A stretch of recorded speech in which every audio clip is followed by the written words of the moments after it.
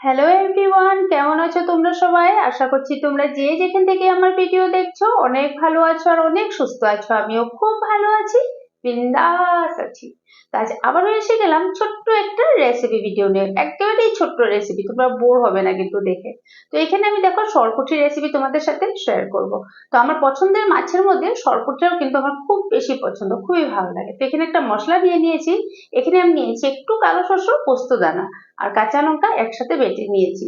আর এখানে কাঁচা সরষে তেল নিয়েছি আর নুন হলুদ আর কাঁচা লঙ্কা ফোড়নের জন্য নিয়েছি। এখানে শুকনো লঙ্কা কালো জিরে, ব্যাস এতটুকুই মশলা।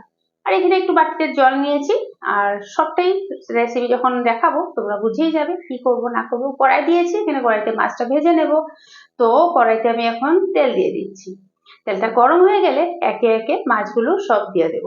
আর এই রেসিপিটা এতটাই সহজ, মানে কি বলবো, যারা নতুন রাঁধুনি তারাও কিন্তু খুব ইজি এটা রান্না করে নিতে পারবে। আর আমার মতন যারা সরপুঁটি প্রেমী তারা কিন্তু একবার এই রেসিপিটা নিশ্চয়ই ট্রাই করবে। খুবই সহজ, খুবই ভালো হয় খেতে। এবার এই রেসিপিটার জন্য মাছটা কিন্তু খুব ভালোভাবে এপিট উপিট ভেজে নিতে হবে, একদম লাল লাল করে ভেজে নিতে হবে।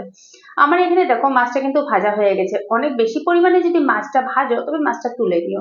এবার আমি খুব কম পরিমাণে শুধু 4 পিস মাছ, দেখো তার জন্য এই মাছটা আর উঠাইনি। সেখানেই আমি ফোড়নটা দিয়ে দিচ্ছি, একটু কালো জিরে আর শুকনো লঙ্কা, সাথে কাঁচা লঙ্কাটাও দিয়ে দেবো।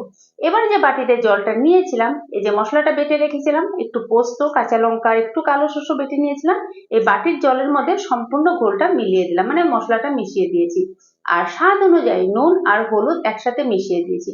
এবার যে মশলার ঘোলটা মাছ ভাজার মধ্যে ঢেলে দিলাম। দেখতেই পাচ্ছ তোমরা, একদম সিম্পল রেসিপি, আর কিচ্ছু করার নেই। এবার ফুটতে দেব বেশ, মানে 5 থেকে 7 মিনিট ফুটতে দেব।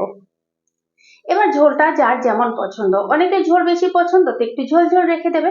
আমার অবশ্য বেশি ঝোল ঝোল পছন্দ হয় না, তাই আমি দেখো এমন একটা মাখো মাখো ভাব করে রেখেছি। ঠান্ডা হয়ে গেলে কিন্তু এটা আঁটো শুকিয়ে যাবে, তেমনটাই ভালো লাগে কিন্তু। এবার আমি গ্যাসটা অফ করে দিয়েছি। অফ করে দেওয়ার পর এখান থেকে উপর থেকে আমি একটু কাঁচা সর্ষের তেল ভালো করে ঘুরিয়ে ঘুরিয়ে দিয়ে দেবো।